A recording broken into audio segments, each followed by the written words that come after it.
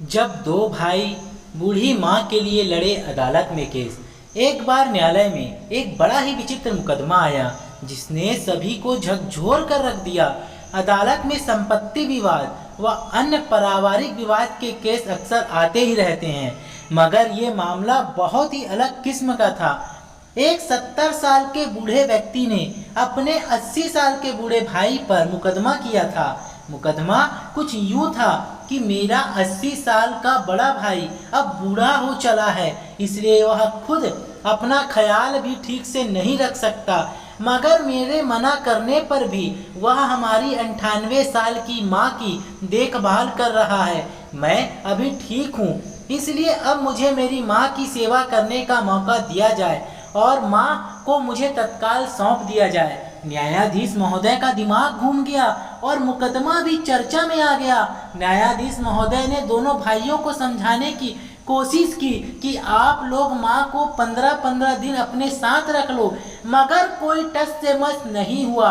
बड़े भाई का कहना था कि मैं अपने स्वर्ग का खुद से दूर क्यों होने दूं? अगर माँ कह दे कि उसको मेरे पास कोई परेशानी है या मैं उसकी देखभाल ठीक से नहीं करता तो अवश्य छोटे भाई को दे दो। छोटा भाई कहता है कि पिछले 40 साल से अकेले ये सेवा किए जा रहा है, आखिर मैं अपना कर्तव्य कब पूरा करूँगा? मरने के बाद भला मैं भगवान को अपना क्या मुंह दिखाऊंगा? परेशान न्यायाधीश महोदय ने सभी प्रयास कर लिए, मगर कोई हल नहीं निकला। उन्होंने माँ की राय जानने के लिए उनको बुलवाया और पूछा कि वह किसके साथ रहना चाहती है। माँ कुल 30 किलो की बेहद कमजोर सी औरत थी और बड़ी मुश्किल से व्हील चेयर पर आई थी। उसने दुखी दिल से कहा कि मेरे लिए दोनों संतान बराबर है, मैं किसी एक के पक्ष में फैसला सुनाकर दूसरे का दिल नहीं दुखा सकती। आप न्यायाधीश हैं, निर्णय करना आपका काम है, जो आपका निर्णय होगा मैं उसको ही मान लूँगी। आखिर न्यायाधीश महोदय ने भारी मन से निर्णय दिया कि न्यायालय छोटे भाई की भावनाओं से सहमत है कि बड़ा भाई वाकई बूढ़ा और कमजोर है, ऐसे में माँ की सेवा की जिम्मेदारी छोटे भाई को दी जाती है।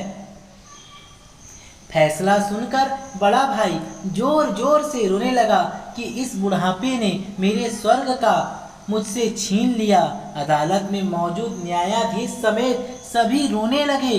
और दोस्तों, कहने का तात्पर्य यह है कि अगर जीवन में कभी भी भाई बहनों में विवाद हो तो सिर्फ इसलिए कहो कि मेरा माँ मेरी है, पिताजी मेरी है, माँ तेरी है कि लड़ाई कभी ना हो और पता चले कि माता पिता ओल्ड एज होम में रह रहे हैं। ये हमेशा याद रखना कि माँ बाप का कर्ज जिंदगी में कभी भी नहीं उतारा जा सकता। अगर आप लोगों को हमारी ये खास प्रस्तुति अच्छी लगी हो तो वीडियो को शेयर करें, चैनल को सब्सक्राइब करें। Thanks for watching.